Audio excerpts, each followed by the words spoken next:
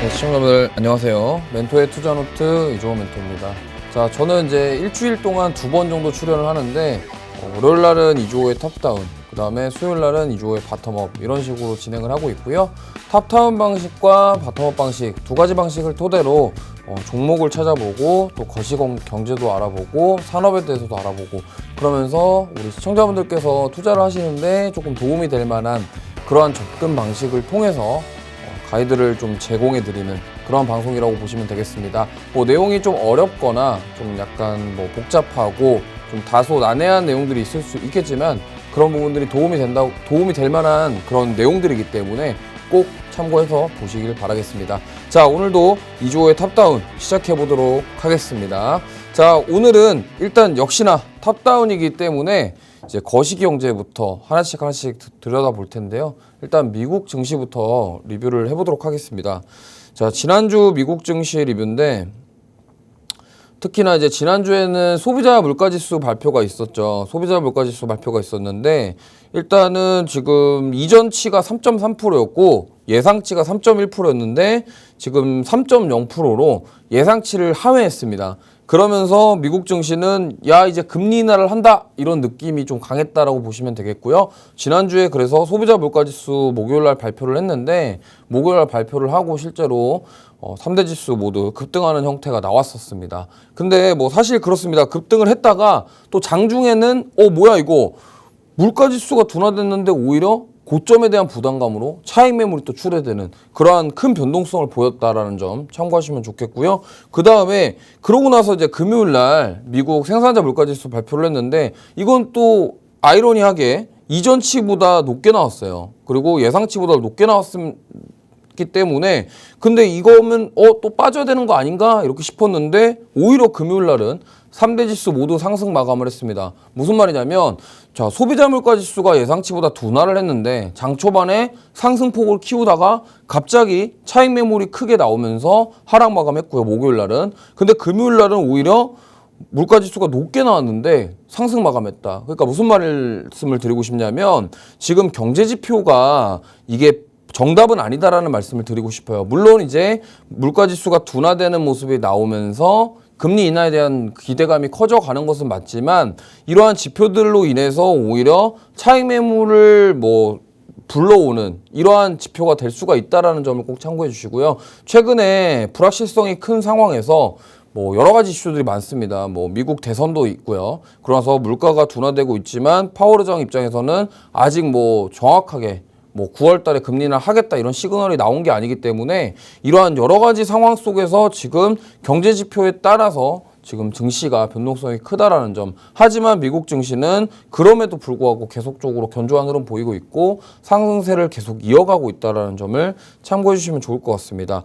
자, 오늘은 이 얘기를 좀 해보고 싶습니다. 지금 주말간에 트럼프 대선 후보가 피습을 당했는데 사실 좀 다들 보셨을 거예요. 오히려 이제 피습을 당했는데 총알을 맞고서도 딱 일어났던 트럼프. 그에 비해서 지금 바이든 대통령은 특별한 일이 없었는데 넘어졌다 이러면서 지금 타이틀이 일어난 트럼프 넘어진 바이든 이렇게 좀 잡아봤는데 사실 이러한 이슈들 때문에 지금 오히려 트럼프 지지도가 굉장히 높아지고 있습니다. 이 말인즉슨 뭐냐면 이제 우리도 투자하시는 분들 입장에서도 야 이거 진짜로 트럼프가 대통령 되는 거 아니냐 그러면 바이든이 여태까지 했던 그런 부분들이 정말 다 무너지는 거 아니냐 이런 우려가 많으실 거라고 생각을 합니다. 근데 사실상 이제 바이든 대통령이 정책으로 내세웠던 이제 친환경 정책 그리고 신재생 에너지 관련 종목군들이 지금 이미 계속적으로 빠지고 있는 상황이긴 해요. 그렇기 때문에 영향을 안 받을 수는 없습니다. 그리고 IRA 이런 부분들 이런 것까지도 지금 위기가 지금 돌고 있기 때문에 2차 전지가 안 그래도 지금 업황이 안 좋은데 이 부분 때문에 추가적인 영향을 받는 것이냐에 대한 우려가 계속되고 있다는 점 참고해 주셨으면 좋겠고요. 어쨌든 우리는 그렇다 한다면 트럼프를 응원해야 되냐 바이든을 응원해야 되냐 사실 우리 입장에서는 누가 되든 간에 그거를 피해갈 수 있는 그런 섹터와 종목군들 위주로 우리는 준비를 해야만 될 것이다. 이렇게 말씀을 드리겠고요. 어쨌든 지금 트럼프 대선 후보가 계속적으로 뭐 인지도가 올라가고 있고 인기가 급상승하고 있는 상황에서 그렇다 한다면 우리가 이거를 안 볼 수는 없겠죠. 왜냐하면 보긴 해야 됩니다. 왜? 진짜로 트럼프가 대통령이 됐을 때 우리는 또 그에 대해서 대비를 해야 되기 때문이죠. 그렇기 때문에 이런 일이 있었구나 정도로 알고 계시면 되겠고, 그렇다 한다면 그동안 바이든 대통령 때문에 많이 올라갔던 섹터군들이 좀 더 빠질 수도 있겠구나. 그렇다 한다면 이제 트럼프 후보가 인기가 올라가면서 이로 인한 수혜주들도 우리는 봐야 되겠구나. 이렇게 좀 말씀을 드리겠고요. 자, 보면은 트럼프 피격으로 인한 지금 국내 증시도 오늘 변동성이 좀 나왔는데, 사실 이 트럼프의 아젠다 47 주요 내용을 좀 잠깐 보면요. 사실 오늘 방산주들이 올라왔는데 이 트럼프 영향이 좀 있었다 이렇게 보시면 좋을 것 같고요. 사실 이제 외교랑 국방 쪽은 트럼프는 이렇습니다. 그 미국 우선이에요. 항상. 그리고 사실 트럼프 대통령 재임 시절 때 이제 동맹국 방위비, 우리나라에도 방위비를 계속적으로 이야기를 했었죠. 그러니까 이 부분들, 그리고 미국 군대를 재건하고 이런 부분들. 그래서 오늘 방산주들이 이 트럼프 피격으로 인해서 지금 오늘 상승이 나왔다 이렇게 보시면 되겠고요. 그 다음에 이제 트럼프가 전통적인 에너지, 그러니까 전통 에너지 기업에 대한 부분들을 좀 강조하고 있기 때문에 아무래도 그래서 신재생 에너지가 좀 약한 모습을 보이고 있다. 이렇게 좀 해석해 보시면 될 것 같고, 그 다음에 인프라에 대한 부분은 사실 뭐 바이든이나 트럼프나 동일한 정책을 내세우고 있기 때문에요. 크게 뭐 걱정하실 건 아닌 것 같고요. 그 외에 이제 중요한 것은 트럼프는 사실 바이든이랑 좀 다른 성향을 가지고 있습니다. 왜냐하면 기업가 출신이에요. 지금도 뭐 트럼프 그룹이 있다라는 걸 알고 계실 거고, 부동산 기업인데 이거에 대한 기업가 출신이기 때문에 트럼프 대통령은 사실 그런 경제에 대한 부분들, 그리고 돈에 대한 부분들에 대한 관념이 굉장히 좀 일반 정치들과는 좀 다릅니다. 무슨 말이냐면 내가 뭔가를 하나를 내줬을 때 이게 이득이 되냐 안 되냐에 대해서 굉장하게 철저하게 계산하는 사람이다. 이렇게 보시면 될 것 같아요. 그렇기 때문에 그런 트럼프의 성향이라던가 이러한 부분들, 그리고 미국 우선주의에 대한 그런 부분들까지도 우리가 고민을 해보시면서 그러면은 이제 트럼프가 진짜로 강조하고 있고 계속적으로 내세우는 이야기들이 무엇이 있는지를 귀 기울이시면서 우리는 준비를 해야 된다. 다시 한번 이 말씀을 드리고 싶습니다. 자, 그리고 이 테슬라 얘기를 또 안 할 수가 없는데, 원래 일론 머스크가 이 정치에 대해서는 약간 과거에는 선을 그었었어요. 근데 최근에 일론 머스크가 트럼프를 좀 지지하는 그런 모습을 보이고 있습니다. 그러면서 이제 트럼프에다가 선거 자금을 기부했다. 지금 이런 얘기도 나오고 있는 상황인데, 지금 공교롭게도 테슬라 주가가 최근에 많이 올랐죠. 이렇게 많이 오른 거에 대한 배경 중에 하나가 바로 이 트럼프의 인지도가 상승하면서 이 부분에 영향을 받은 것이 아니냐에 대한 예측이 좀 있습니다. 그러다 보니까 저도 근데 이 부분에 대해서는 어느 정도 타당성 있는 얘기다라고 생각을 하는 게, 왜냐면 지금 2차 전지에 대한 부분, 그리고 전기차에 대한 그 판매량, 이런 것들이 막 급격하게 늘어나고 업황이 회복되는 모습이 보이는 게 아니라 오히려 지금 뭐 2차 전지 업황에 대해서는 언제 회복되냐 이런 얘기가 나오는 상황이에요. 그러다 보니까 지금 뭐 그렇다고 해서 테슬라 전기차가 많이 팔리냐, 더 많이 팔리고 잘 팔리냐 이런 것도 좀 아니라는 거죠. 드라마틱하게 뭔가 숫자가 올라가는 부분이 아니기 때문에. 근데 지금 테슬라의 강한 주가 상승 이유는 이 트럼프에 대한 영향도 있다. 그리고 지금 메가팩이라고 해서 테슬라는 이제 일론 머스크가 ESS 사업도 진행을 하고 있어요.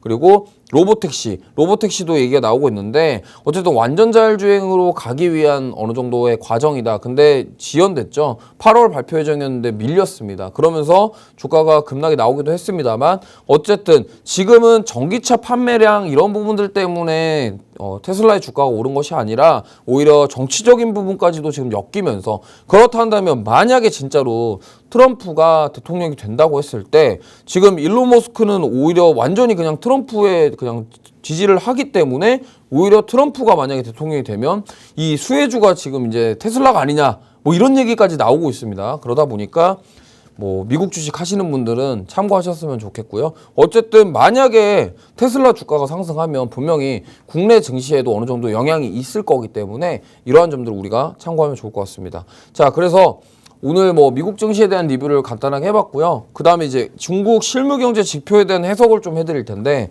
오늘 중국 경제지표 발표가 있었습니다. 오늘입니다. 오늘 오전에 있었는데, 지금 오전 11시에 중국 광공업 생산부터 시작해서 소매 판매, GDP 성장률, 이런 여러 가지 경제지표들이 발표가 됐습니다. 근데 좀 충격적인 게 뭐냐면, 지금 광공업 생산 같은 경우는 예상치보다 상회를 했습니다. 지금 5.3%가 나왔는데, 이전치보다는 그래도 하회한 모습이었어요. 근데 여기서 중요한 거는 소매 판매입니다. 소매 판매가 사실 이제 소매 판매를 하면 실제로 우리가 이제 실물 경제와 좀 관련이 깊거든요. 근데 이전치가 3.7%였는데 예상치가 3.3이었는데 2.0%가 나왔어요. 무슨 말이냐면 실물 경기가 회복이 되는 모습이 아니라 지금 계속적으로 둔화하고 있다라는 거죠. 무슨 말이냐면 중국 같은 경우는 계속적으로 경기 부양책을 지금 코로나 팬데믹 이후에도 계속 지금 4년째 경기 부양책을 하고 있거든요. 미국 같은 경우는 지금 어쨌든 경기 부양이 아니라 약간 긴축을 하고 있잖아요. 근데 오히려 중국은 4년 내내 돈을 풀었는데 중국의 실물 경제가 회복되는 모습이 보이질 않는다라는 거죠. 이게 지금 좀 심각하다 이렇게 말씀을 드리겠고, 지금 GDP 성장률 또한 예상치를 다 하회하는 모습이 나왔기 때문에 오늘 장중에 국내 증시가 추가적으로 하락이 나왔던 부분이 아무래도 이 중국에 대한 영향도 있었다라고 말씀을 드리고 싶어요. 그래서 실제로 11시 부근에 국내 증시가 좀 하락 전환하는 모습도 나왔었습니다. 그렇기 때문에 지금 중국이 이렇게 만약에 경기가 살아나지 않게 될 경우에 무슨 문제가 발생하냐면, 사실 우리나라 기업들이 중국에 수출하는 기업들도 많이 있거든요. 근데 이러한 상황에서 만약에 중국 경기가 계속적으로 안 좋아진다 그러면 우리나라 기업들 입장에서는 안 좋잖아요. 그리고 뭐 사실 중국의 의존도가 뭐 그렇게 높다고 말할 수는 없겠지만 그래도 높은 편입니다. 왜냐면 중국의 인구가 워낙 많고 중국에서 지금 뭐 전방위적으로 계속적으로 하는 사업들이 많이 있기 때문에, 그렇기 때문에 우리나라 입장에서는 중국과의 관계를 끊을 수가 없고 중국에 수출하는 그런 부분들이 있고 또 중국에서 수입을 하는 부분들이 있기 때문에 이러한 중국 경제 지표의 악화는 우리나라 증시에 결코 좋은 영향이 아니다, 이 말씀을 좀 드리고 싶어요. 물론 이런 상황에서 만약에 미국과 중국과의 또 외교 문제, 이러한 부분들이 또 발생한다 그러면요, 여기서 국내 증시는 오히려 또 소외받을 가능성이 높다라는 점. 왜냐하면 미중 갈등이 계속 있을 때마다 우리나라 증시 같은 경우는 보통 테마주 위주로 그런 이슈에 움직이는 종목들 위주로 좀 움직이는 모습이 나왔기 때문에, 지금 뭐 만약에 대통령이 새로 된다고 했을 때 이 미중 갈등이 결코 이제 끝나지 않을 것이다라고 저는 생각을 해요. 왜냐하면 어떤 후보가 대통령이 되던 간에 결국에는 자신의 입지를 위해서 중국을 활용할 거예요. 억제하는 수단으로 활용을 할 거기 때문에 이러한 부분들. 근데 지금 4년 내내 중국 경기는 살아나고 있지 않기 때문에 지금 이러한 점들을 봤을 때 우리나라 기업들 입장 그리고 우리나라 경기에 대한 부분들 우려스러운 상황은 맞습니다. 그렇기 때문에 사실 우리나라 코스피 코스닥의 상승을 위해서라도 중국이 어느 정도 살아나줘야 우리나라 증시도 좀 올라갈 수 있는 발판이 마련되지 않을까 이렇게 생각을 하고 있기 때문에 다소 아쉬운 결과긴 하지만 어쨌든 이러한 부분들이 올라갈 수 있는 또 발판이 될 수 있기를 기대해 보도록 하겠습니다. 자, 그래서 오늘 국내 증시의 흐름인데요. 지금 코스피 보시면은 좀 밑꼬리 달고 마감을 했는데 아까 장중에 하락 전환을 하는 모습까지도 나왔었어요. 그렇기 때문에 지금 뭐 코스피는 사실 연고점 경신한 이후에 소폭 하락한 상태인데요. 지금 제가 봤을 때는 사실 상단은 2,900 이상은 충분히 가지 않을까. 물론 저는 올해 안에 3,000 이상까지도 가능하다, 이 말씀을 좀 드리고 싶고, 역시나 그 중심에는 우리나라 반도체와 이제 지금 약진하고 있는 바이오 그리고 그 외에 관련주들, 뭐 여러 관련주들 있죠. 그런 종목들이 대형주들 위주로 다 살아나줘야지 코스피가 3천까지 갈 수 있는데, 근데 그 중심에는 사실 반도체가 있다라는 점을 꼭 인지해 주시기 바랍니다. 그리고 뭐 최근에 코스닥 같은 경우는 제약바이오주들이 계속적으로 상승하는 흐름이 나와 있어요. 근데 제약바이오 주 섹터들의 상승 배경에도 약간 트럼프랑도 연관이 있다라고 하고 있고, 특히나 최근에 이제 비만 치료제부터 시작해서 미국 바이오 빅테크 기업들을 잘 나가면서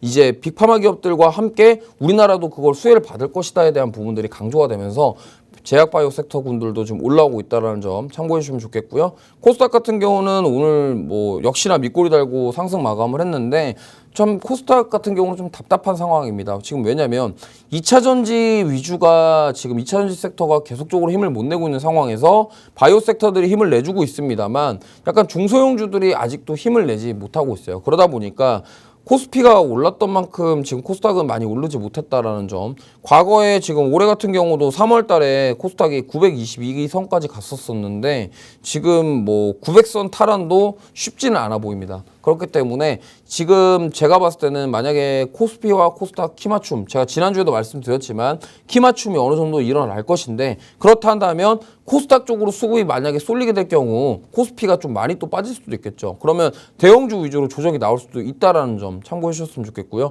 만약에 진짜로 금리 인하가 확정이 된다고 한다면 금리 인하 수혜로 코스닥이 좀 많이 올라올 가능성이 있다. 그거를 참고해 주셨으면 좋겠습니다. 자, 그래서 오늘의 한마디. 실적 개선 모멘텀이 있는 기업 찾기인데요. 사실 오늘 증시 장초반 특징을 보면요. 방산, 그리고 화장품주, 그 다음에 음식료 쪽. 지금 2분기 때 잘 나갔던 종목들이 최근에 살짝 쉬어갔다가 오늘 또 강한 모습이 나왔는데 오늘 수급이 집중되었던 기업들 대부분 다 이제 뭐 실적이 잘 나오는 그런 실적 모멘텀 있는 기업들로 좀 집중이 되었었습니다. 물론 대형주 단에서는 차별화되는 모습이 나오긴 했습니다만 아까 장 초반 움직임은 그랬고요. 오후장에는 그나마 좀 회복을 해주는 모습이 나왔는데 어쨌든 저는 하반기에 역시나 실적 모멘텀 있고 실적이 개선될 수 있는 기업들을 찾는 게 중요하다. 왜냐하면 지금 만약에 금리 인하 기대감이 지금 계속되고 있는데 만약에 연준에서 금리 인하를 안 하게 될 경우 그러면 그거에 대한 실망 매물들이 또 출회될 수가 있다는 점을 꼭 인지를 하시고 투자를 해야 되기 때문에 이 점을 참고해 주셨으면 좋겠고요. 그렇다면 도대체 실적 개선 모멘텀이 있는 기업들은 뭐가 있을까? 뭐 많이 있죠. 많이 있지만 저는 이렇게 생각합니다. 2분기 때 잘 갔던 섹터군들, 그 섹터군들은 이제 조금 보내주고 그렇다 한다면 지금 많이 못 갔던, 그러니까 그동안 올해 들어와서 많이 못 움직였고 그동안 많이 조정을 받았던 그런 기업군들 중에서 이제 실적 개선 모멘텀이 있는 기업들을 찾아보자 이 말씀을 드리고 싶고요. 특히나 이제 이번 주에 실적 발표 캘린더를 보면요. 지금 ASML, TSMC, 넷플릭스 이렇게 좀 실적 발표가 있습니다. 그리고 본격적으로 미국 증시가 이번 주 실적 발표가 있기 때문에 이 점을 좀 참고해 주셨으면 좋겠고 특히나 ASML 실적과 TSMC 실적은 우리나라 증시에도 좀 영향을 많이 줄 거로 예상을 하고 있어요. 물론 이제 요게 만약에 ASML 같은 경우가 호실적이 나오게 되면은 아무래도 필라델피아 반도체 지수가 올라가겠죠. 그러면 필라델피아 반도체 지수와 직결되는 게 우리나라 이제 반도체 섹터이기 때문에 이 부분들을 꼭 참고해 주셨으면 좋겠고 TSMC 같은 경우는 사실 뭐 삼성전자와 경쟁 관계에 있지만 어쨌든 이게 만약에 TSMC 실적이 잘 나온다. 그럼 이게 어떤 식으로 이어지냐면 낙수 효과라고 하죠. TSMC가 잘 나간다. 그럼 우리나라도 같이 덩달아서 잘 나갈 수 있겠네. 우리나라도 하반기 계속적으로 실적 좋게 나오겠네. 이렇게 예상을 해볼 수가 있기 때문에 이 점을 참고해 주셨으면 좋겠습니다. 자, 그러면 잠시 쉬었다가 돌아와서 또 세부적으로 미국 증시 리뷰도 했으니까 우리나라 기업들 섹터에 대해서 리뷰를 하나씩 해보도록 하겠습니다.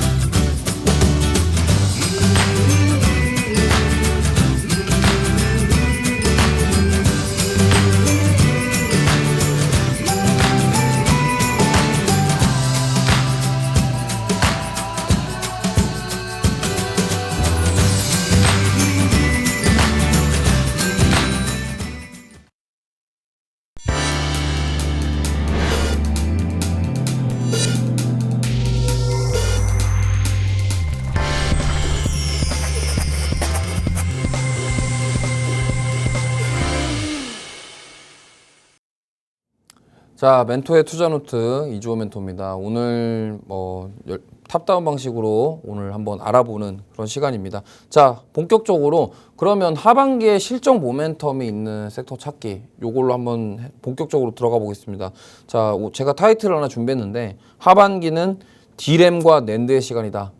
이렇게 말씀을 드리겠습니다. 일단 지금 계속적으로 2분기부터 진행되고 있는 업황에 대한 회복에 대한 부분들이 저는 이제 하반기에도 저는 이어질 것이다 이렇게 생각을 하고 있고, 이의 배경에는 지금 AI의 산업에 대한 발전, AI 산업이 점점 커지고 있는 부분들, 이 부분에 영향을 받는다 라고 보시면 될 것 같습니다. 그래서 하나씩 볼 건데, 일단 반도체는 사실 이렇게 생각합니다. 지금 하반기까지 계속적으로 봐야 되는 메인 섹터라고 보시면 돼요. 제가 아까 처음에도 말씀드렸지만 결국에는 코스피가 3천선 가기 위해서는 우리나라 반도체 종목군들이 올라와 줘야 됩니다. 왜냐하면 지금 우리나라 시가총액에서 반도체 섹터가 차지하는 비중이 굉장히 커요. 그런 말인즉슨 뭐냐면 반도체가 못 간다, 그러면 코스피 3천 못 간다라고 봐도 거의 무방할 정도라고 보시면 될 것 같아요. 왜냐하면 반도체가 안 끌어주면 지수를 3천선까지 끌어올 만한 그런 섹터가 부재하기 때문에, 그러면 결국에는 D램과 낸드의 시간이 돌아오면서 하반기에 결국엔 3천선까지 끌어올려 줄 만한 그런 모멘텀이 있을까, 이거에 대해서 확인해 보시면 좋을 것 같습니다. 그럼 뭐예요?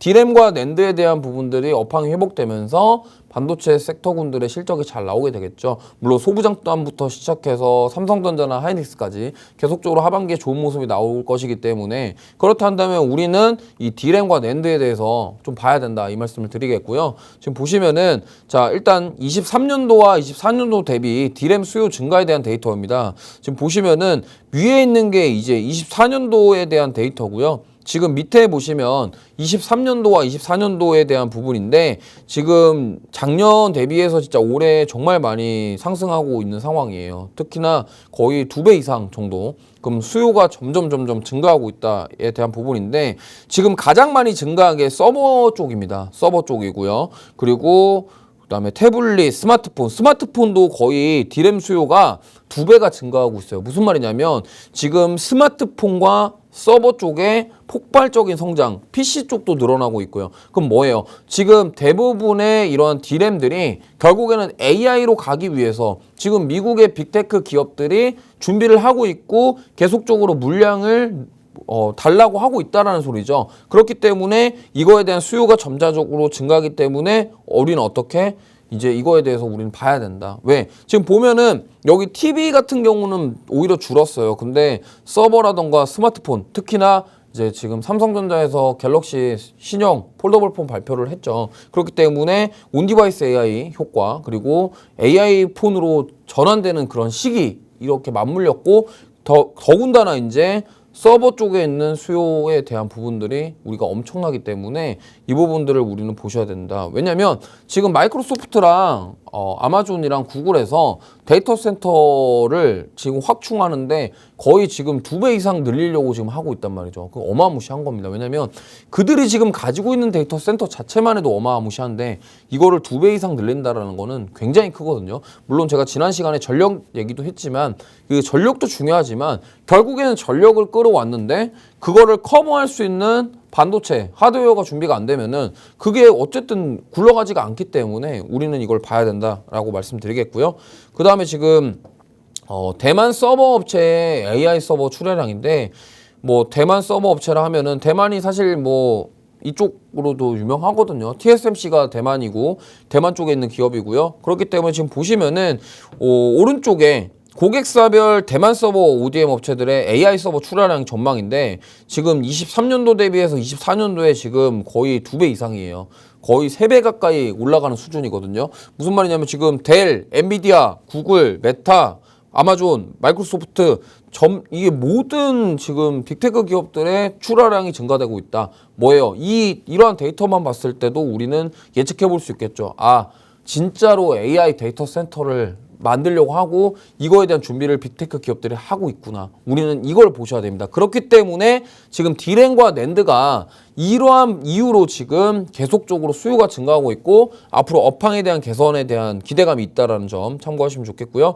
자, 이제 이 페이지는 HBM 최대 수요량 전망인데 이것도 마찬가지로 23년도와 24년도입니다. 지금 보시면은 23년도 대비 24년도 밑에 저기 막 390% 오른쪽 밑에 623%.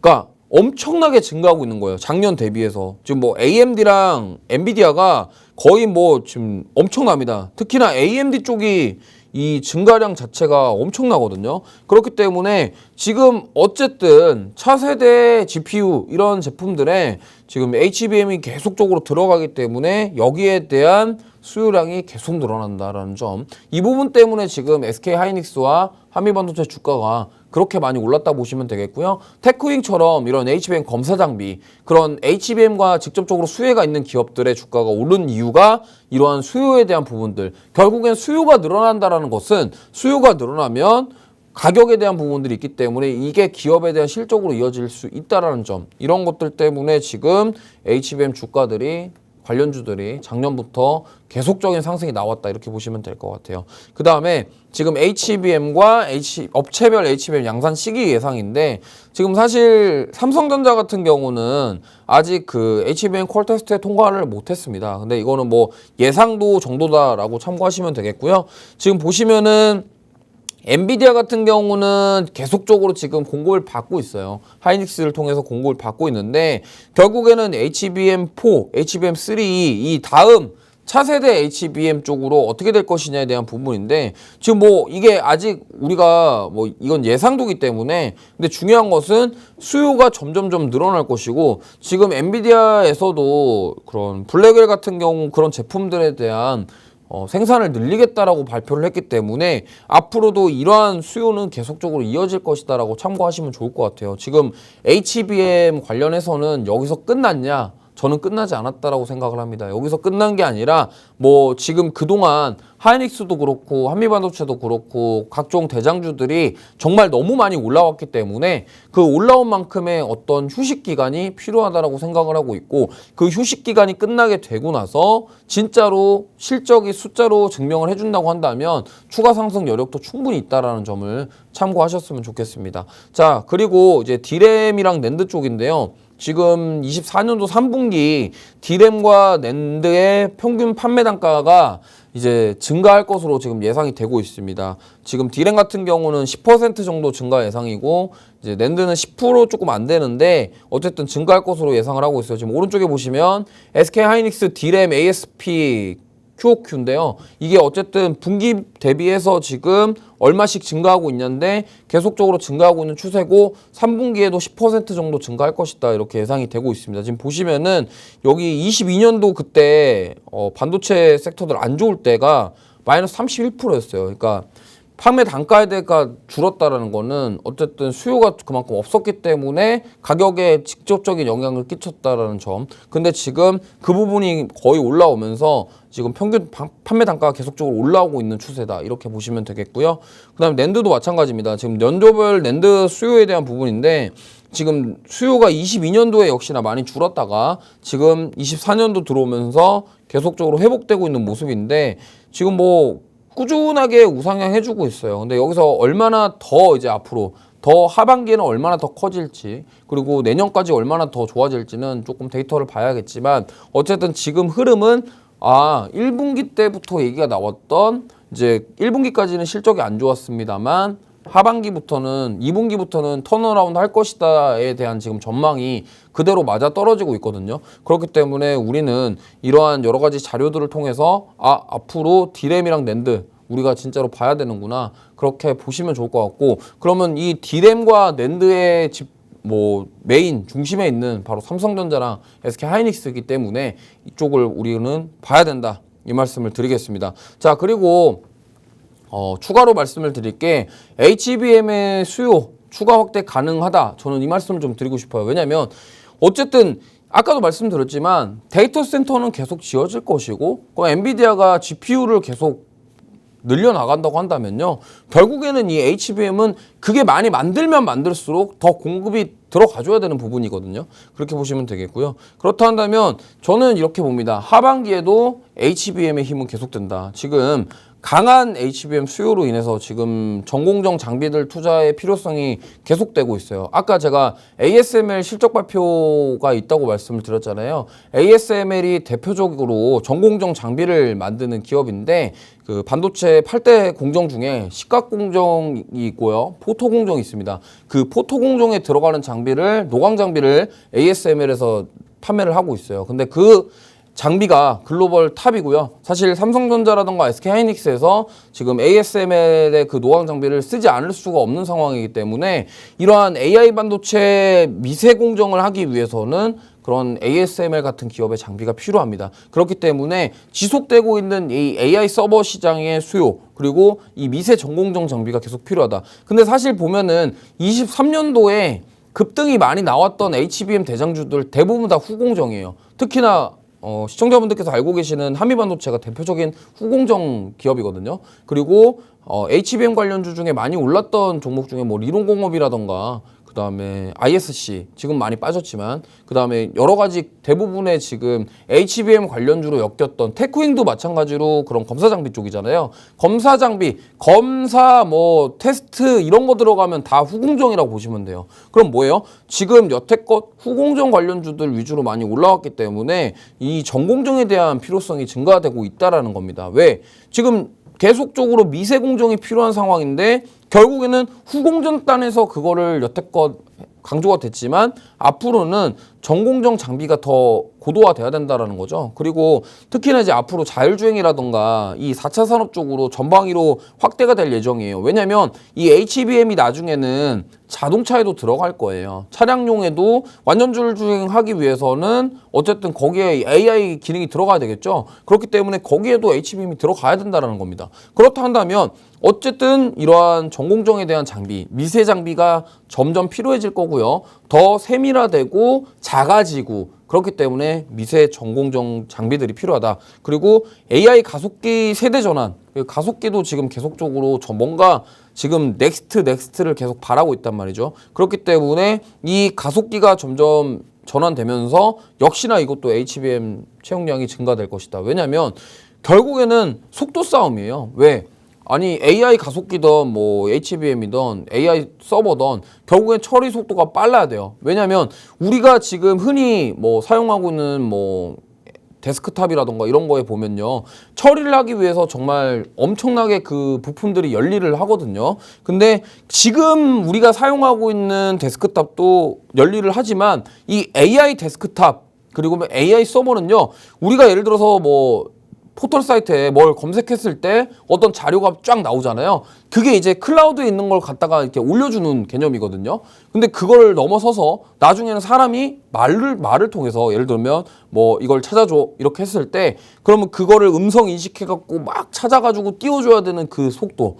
지금보다 훨씬 빨라야 되겠죠. 그렇기 때문에 이러한 부분들이 강조되고 있다. 그리고 뭐 최근에 나오는 얘기가 그러면 지금 그것 때문에 후공정 투자 매력이 좀 떨어진 거 아니냐. 실제로 후공정 관련주들이 지금 조정을 많이 받고 있어요. 물론 한미반도체는 계속적으로 조정을 안 받고 있지만 기간 조정을 받고 있지만 지금 뭐 많은 기업들이 지금 조정을 받고 있는데 그러면 오히려 후공정 쪽에 투자 매력이 감소되는 부분들이 전공정 매력을 부각시키지 않겠냐 이런 전망도 나오고 있습니다. 그러면서 지금 SK하이닉스 밸류체인을 가진 기업들을 주목해야 되지 않겠냐라는 얘기는 계속 꾸준히 나오고 있습니다. 근데 저도 이거에 대해서 동의를 하는 게 결국에는 이 반도체에 대한 실적이 하반기에도 잘 나올 것으로 예상을 하고 있기 때문에 그러면 실적 모멘텀이 뚜렷하게 나올 수 있는 기업은 바로 SK하이닉스 밸류체인을 가진 기업들이겠죠. 그래서 주목하실 필요가 있다 이 말씀을 드리고 싶고요. 그리고 지금 글로벌 D램 캐파 추인데요.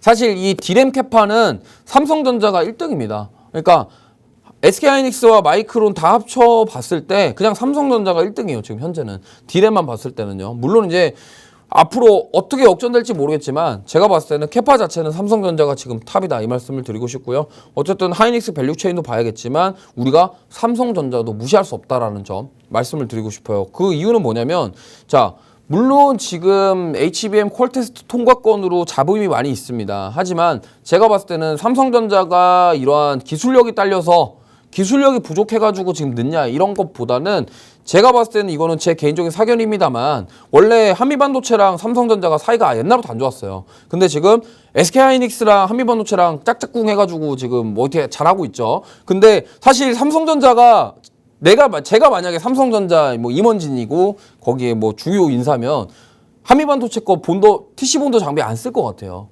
그렇기 때문에 지금 SK하이닉스 방식대로 안 가기 위해서 지금 삼성전자만의 독창적인 방식을 추구하기 위해서 좀 시간이 걸리지 않겠냐 이렇게 생각하고 있기 때문에 그게 만약에 콜 테스트가 통과하게 되고 이게 만약에 하반기든 내년이든 납품 시작하게 된다고 한다면 지금 조정을 받았던 삼성전자 밸류체인을 가진 기업들 이 부분들이 저는 이제 봐야 된다라고 말씀을 드리고 싶어요. 그렇기 때문에 그리고 삼성전자가 지금 HBM이 아니라 끝이 아니라 CXL도 준비하고 있단 말이에요. CXL은 뭐냐면 우리가 보통 일반적으로 D램 같은 경우는 처리 장치 기능이 없어요. 연산 장치 기능이 없는데 그 보통 이제 데스크탑에 들어가는 D램 같은 경우가 쉽게 그렇습니다. 보조 기억 장치 역할을 하는데 CPU 기능이 없어요. 근데 CXL은 D램에다가 CPU 기능을 넣는다라는 개념이거든요. 근데 이 부분이 만약에 진짜로 삼성전자가 먼저 치고 나가게 된다 그러면 HBM 시장도 중요하지만 이 CXL 시장도 굉장히 중요해진다는 거죠. 왜? 보통 CXL 같은 경우가 스마트폰에 많이 들어가게 될 거예요. 왜? 연산 처리 장치까지 가능한 D램이니까. 그러면 뿐만이 아니라 서버에도 들어가겠죠. 그렇기 때문에 여러 가지 봤을 때 삼성전자가 조금 기술력으로 우위에 있는 이 CXL 시장. 그러면 만약에 HBM도 되고 CXL도 된다 그러면 시간 문제지 만약에 삼성전자가 좀 점유율을 더 차지할 가능성이 높다라는 점. 그리고 지금 삼성전자 밸류체인을 가진 기업들 최근에 주가 흐름은 굉장히 약세를 보이고 있기 때문에 지금 뭐 실적 모멘텀이나 이런 것들은 부족하지만 만약에 삼성전자가 하반기 중에 이 HBM 퀄 테스트 통과를 하고 만약에 납품 시기에 대한 이 불확실성이 해소가 된다고 한다면 저는 충분히 상승이 나올 수 있다 이렇게 생각을 하고 있습니다. 자, 그래서 지금 잠깐 좀 쉬었다가 이제 제가 지난주에 말씀드렸던 종목도 리뷰를 하고요. 그렇다면은 이제 제가 보고 있는 탑픽 종목은 어떤 건지 소개해드리는 시간을 가져보도록 하겠습니다. 잠시 쉬었다 오겠습니다.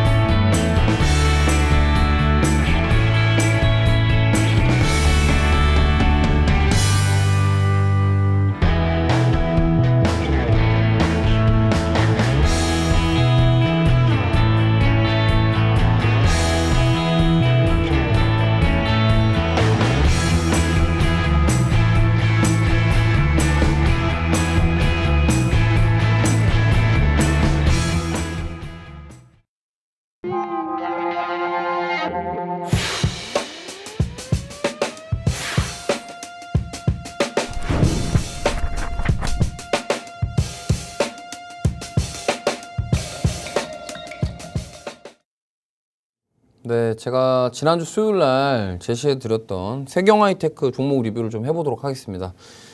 세경하이테크가 사실 제가 말씀드렸던 다음날 상승이 나왔었어요. 7% 정도 상승이 나왔다가 지금 살짝 밀렸는데 어쨌든 제가 말씀드렸던 뭐 가격대 부근에서 좀 약간 왔다 갔다 하고 있습니다. 근데 제가 봤을 때는 이 추가 상승 여력이 충분히 있다라고 생각을 하고 있고 특히나 이제 세경하이테크는 지난주도 말씀을 드렸지만 지금 갤럭시 폴더블 폰 관련된 모멘텀도 있고 결국에는 애플 신형 모델 이제 아이폰 16에 대한 모멘텀도 있습니다. 그래서 아이폰 16 같은 경우는 올해 지금 9월 달에 공개가 될 예정인데 지금 아이폰 16이 끝이 아니에요. 만약에 애플이 이번에 아이폰 16 공개하면서 만약에 폴더블 폰 얘기까지 한다.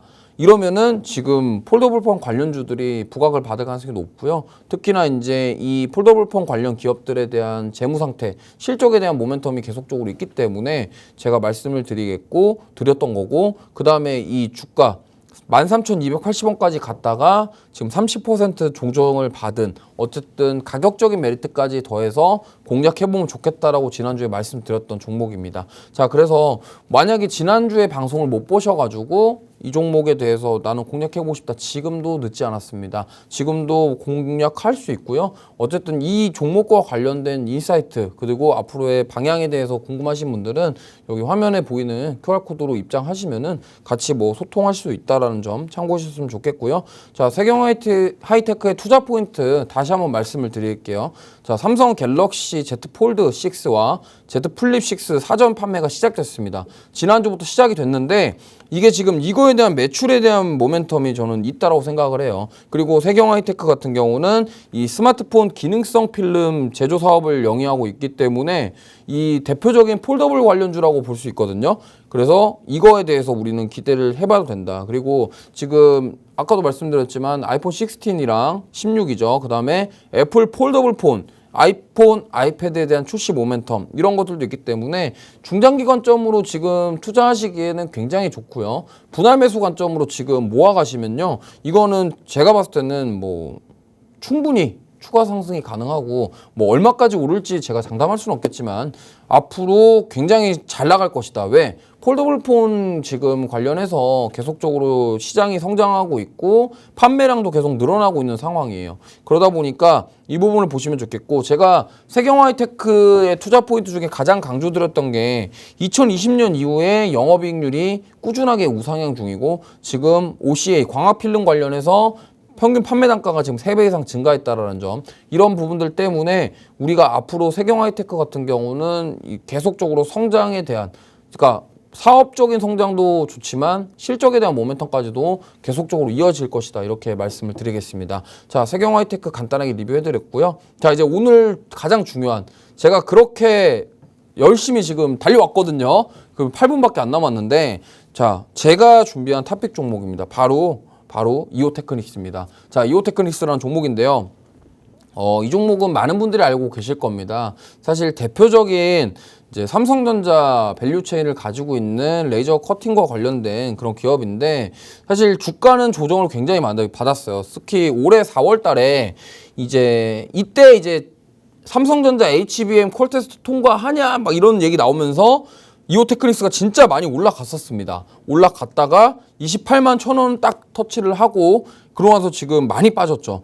진짜 많이 내려왔어요. 뭐 절반까지는 아니지만 거의 30-40% 이상 조정을 받고 지금 다시 올라오고 있는 상황입니다. 이게 저는 의미하는 바가 좀 있다라고 생각해요. 왜냐면 지금 사실은 2분기 처음 시작할 때 원래 삼성전자가 납품한다라고 선언을 했었는데 그게 약간 안 될 것 같으니까 그거에 대한 차익 매물과 조정이 나왔다라고 보고 있고 이제 다시금 그러면 하반기에는 이제 되지 않을까. 물론 이제 아까도 말씀드렸지만 불확실성이 없진 않습니다.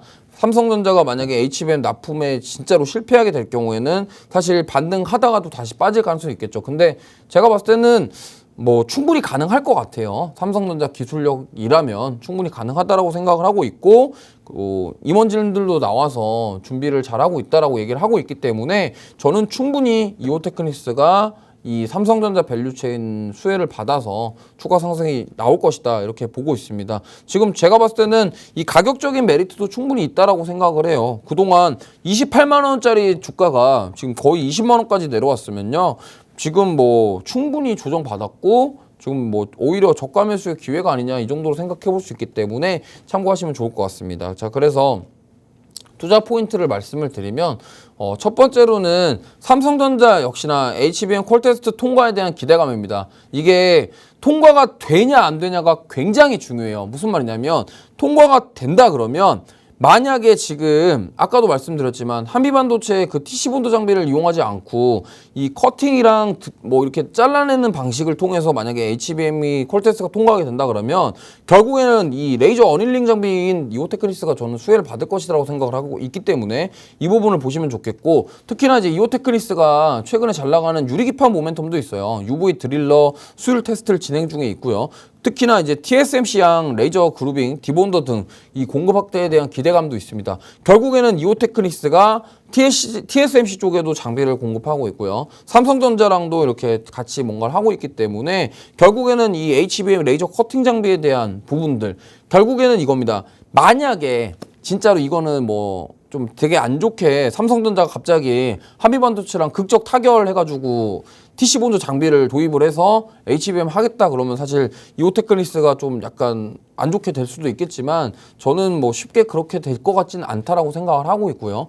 그 아까도 말씀드렸지만 CXL이라던가 삼성전자만의 HBM 그리고 하이브리드 본더 이런 식으로 가기 위해서 결국에는 이 커팅 장비를 사용할 것이다라고 저는 생각하고 있기 때문에 이 점을 좀 참고해 주셨으면 좋겠고요. 결국에는 지금 이오테크니스 같은 경우는 이 삼성전자 밸류체인 모멘텀도 있지만 TSMC랑도 되게 상관관계가 있어요. 그렇기 때문에 특히나 이번 주에 TSMC의 실적 발표가 있기 때문에 만약에 TSMC 실적까지 잘 나오게 된다. 그리고 오늘도 뉴스가 나왔었는데 TSMC 쪽으로 공급한다. 하반기에 뭐 공급 추가 확대한다 이런 뉴스도 나왔었거든요. 그러한 여러 가지 소식들이 있고 지금 이오테크니스 같은 경우는 2분기 때 굉장히 안 좋았기 때문에 하반기에 3분기부터 좀 회복이 되는 그리고 실적에 대한 부분들도 회복이 될 것이다라는 전망들이 나오고 있기 때문에 이 부분에 대한 우리가 기대를 해볼 수 있다 이 말씀을 좀 드리고 싶고요.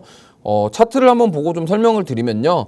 이오테크니스 같은 경우는 뭐 사실 이렇습니다. 지금 보시면은 과거에 아까도 보여드렸지만 28만 1,000원까지 올라갈 때까지 여기 18만 원 구간을 정말 힘겹게 두드리다가 돌파가 나왔어요. 지금 보시면은 물론 이제 이 이오테크니스도 굉장히 많이 올랐습니다만 이때 올라갈 때 18만 원에서 저항을 한번 받고 눌렸다가 다시 돌파 나오다가 횡보하다가 28만 원까지 돌파 나오고 지금 그 자리까지 다시 왔거든요. 그럼 뭐예요? 이거 기술적으로 봤을 때도 여기가 과거에 지지와 저항을 받던 자리라는 거죠. 처음에 지지를 받았고 돌파를 한번 못했다가 그러고 나서 다시 돌파가 나왔고 그러고 나서 완전히 돌파 나왔죠. 그 다음에 여기서 조정받았는데 이 자리를 지키네? 그럼 뭐예요?